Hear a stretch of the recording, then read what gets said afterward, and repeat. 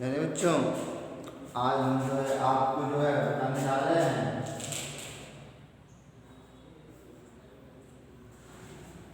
पिछवाड़े के बच्चों को भूगोल विषय में। यह चैप्टर जो है आपका भू संसाधन, भू उपयोग और कृषि। कल हमने आपको जो है चावल के बारे में हमने आपको जो है बताया कि चावल जो है एक उष्ण कटिबंधीय प्रदेश जलवायु में चावल उगाया जाता है। चावल के लिए भौगोलिक दशाएं क्या है, इसके बारे में हमने आपको जो है चर्चा किया था। पुनः फिर आज हम गेहूं के बारे में आज हम बताएंगे कि गेहूं जो है आपके, यह भी एक जो है गेहूं भारत की प्रमुख खाद्यान्न फसलों में एक है। गेहूं की जो कृषि की जाती है वह जो है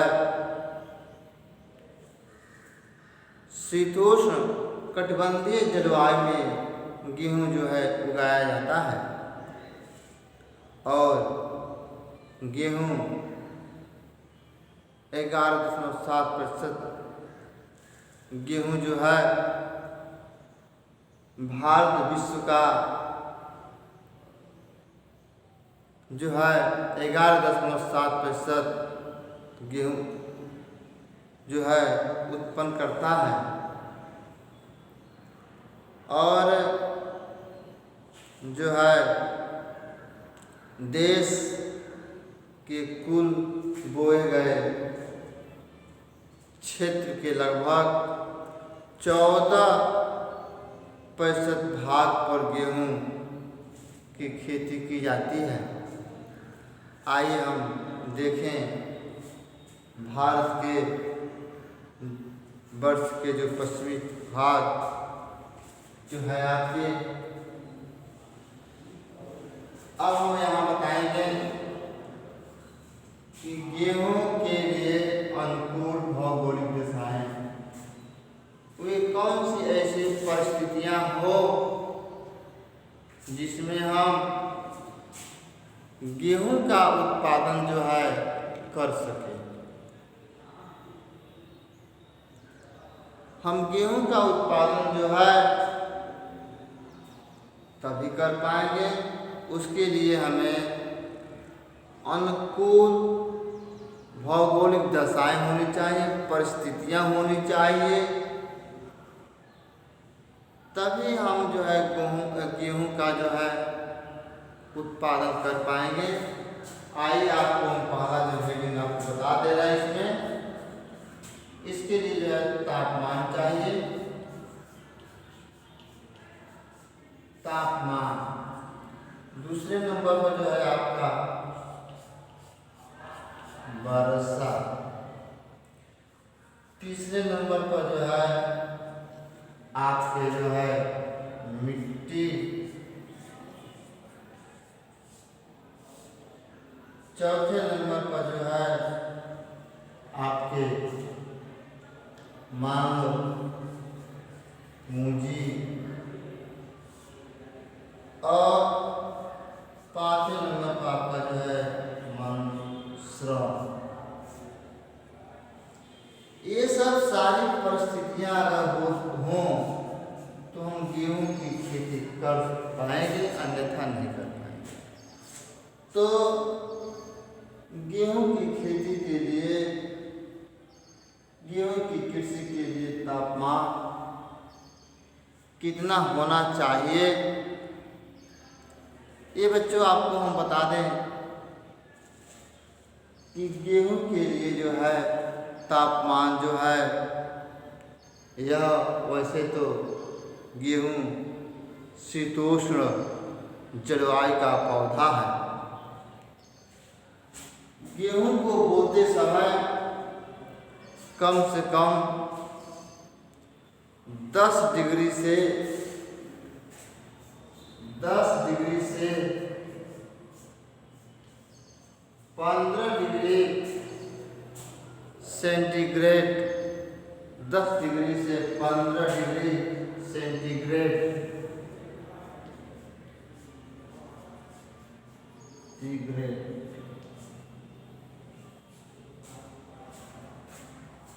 जो है इसके लिए तापमान होना चाहिए। और गेहूं को ये तो बोते समय हो गया।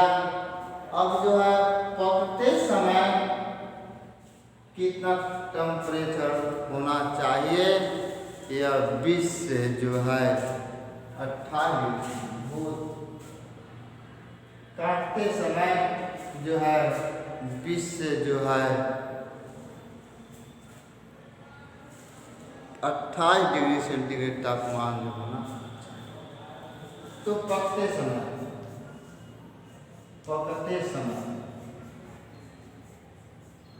ये आपका रहा बोते समय। तो पकते समय आपका जो है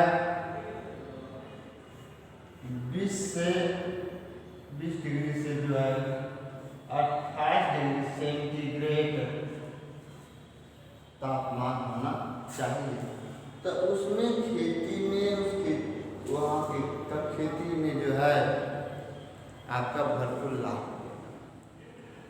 इसमें जो है पाला है, कोहरा है, ओला है, ये सब ज़्यादा जो फसलों को हानि पहुँचाते हैं। आगे हम देखें वर्षा क्या है। गेहूँ वैसे तो गेहूँ जो है कम वर्षा की आवश्यकता होती है। इसके लिए जो है कम से कम 50 से 75 सेंटीमीटर वर्षा की जो है आवश्यकता। ज़्यादा पानी धान में हम आपको बताए थे, चावल में 100 से 200 सेंटीमीटर, क्योंकि धान में चावल की खेती में पानी की आवश्यकता होती है ज़्यादा, लेकिन गेहूँ की खेती में बहुत कम।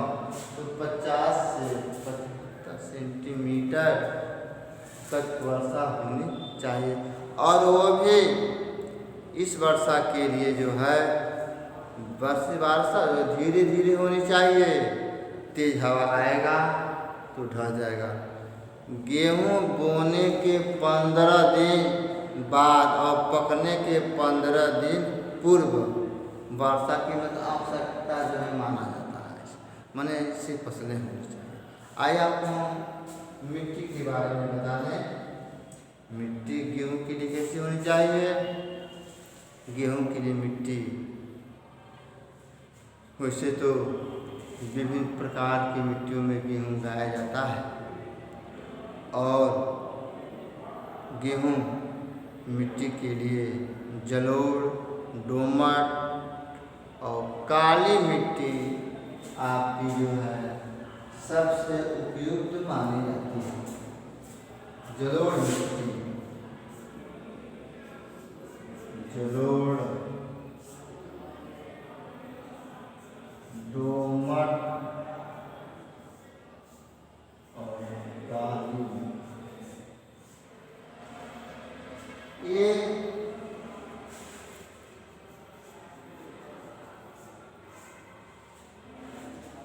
इन वैसे सबसे गेहूँ की खेती के लिए दोमट और काली मिट्टी जो है सबसे उपयुक्त है। अब बताइए आप, जब यह सब कार्य हो जाएगा तो पूंजी चाहिए गेहूं के लिए बोने के लिए। पूंजी नहीं रहेगा तो हम गेहूं की खेती नहीं कर पाएंगे। इसके लिए उर्वरक, बीज, और जो है ट्रैक्टर, कृषि उपयोगी यंत्रों की आवश्यकता होती है। वो बिना पूंजी के, बिना अर्थ का, बिना रुपया पैसा का जो है काम नहीं चलेगा। तो इसकी आवश्यकता होगी, पूंजी की आवश्यकता होती है। श्रम है गेहूं की खेती में निराई गुड़ाई ये सब क्रियाएं जो है की जाती हैं। तो उसके लिए क्या होना चाहिए? श्रम होने चाहिए, श्रमिक होने चाहिए। अगर श्रमिक नहीं है तो गेहूँ आपकी पक जाएगी या कोई होएगा भी नहीं, पक जाएगा वही पड़ा रहेगा। इसलिए श्रमिक की भी आवश्यकता होती है और सस्ते श्रमिक होना चाहिए, नहीं तो पूरा आपका लागत जो है यही होगी। कहने का मेरा भाव यह है बच्चों, यदि हम गेहूँ अगर हम कहने का सारांश मेरा यही है कि अगर आप गेहूँ बो रहे हो तो जब बोने जा रहे हो या बो रहे हो तो वह आप इन परिस्थितियों को आप जान लें कि हम किस मिट्टी में किस तरह की खेती करेंगे, वहाँ टेम्परेचर कितना होनी चाहिए, बरसात कैसे होती है, तो उस भाग में उस क्षेत्र में हम गेहूं की खेती करते हैं। जैसे मैं एक छोटा सा आपको उदाहरण बता देना चाहता हूँ। जैसे मान लो आप कोई दुकान ही खोलते हैं तो आप मेरे दिमाग में बैठा लेते हैं कि ऐसे जगह पर हम दुकान को लगाएं जहाँ पर आने जाने का साधन हो, लोग रहते हो, चौक हो, चौराहा हो, तभी तो आपका सामान जो है बिकेगा। वही सब परिस्थितियाँ हैं सब इसमें भी। तो अब मैं आपको जो है यह हम बताएंगे कि इसके बाद से गेहूँ उत्पादक के बारे में बच्चों, गेहूँ उत्पादक क्षेत्रों के बारे में हम बताएंगे आपको।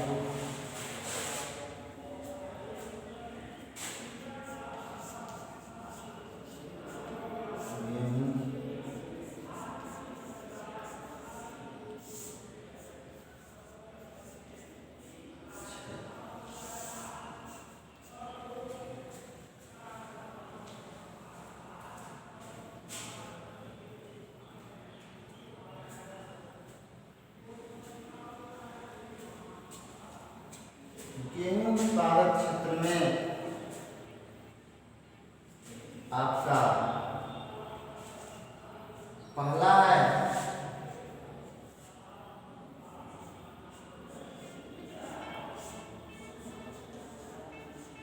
उत्तर प्रदेश राज्य है, दूसरा आपका जो है पंजाब का क्षेत्र है और तीसरा है आपका हरियाणा। तो उत्तर प्रदेश, पंजाब और हरियाणा, इसके बाद से आपका जो है चौथा है मध्य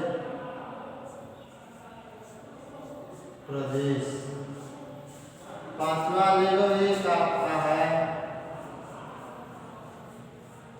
राजस्थान और छठवा भी एक आता है गुजरात।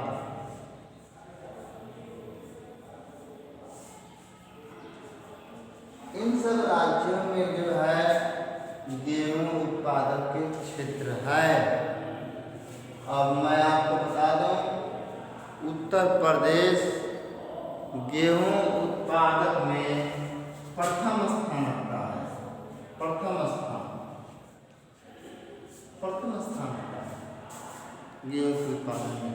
और इसके जो जिले हैं सहारनपुर, मुरादाबाद, बिजनौर, रामपुर, बरेली, बदायूं, आगरा, अलीगढ़ और कानपुर, इटावा, फतेहपुर, इन सब जिलों में जो है गेहूं की खेती अच्छी की जाती है।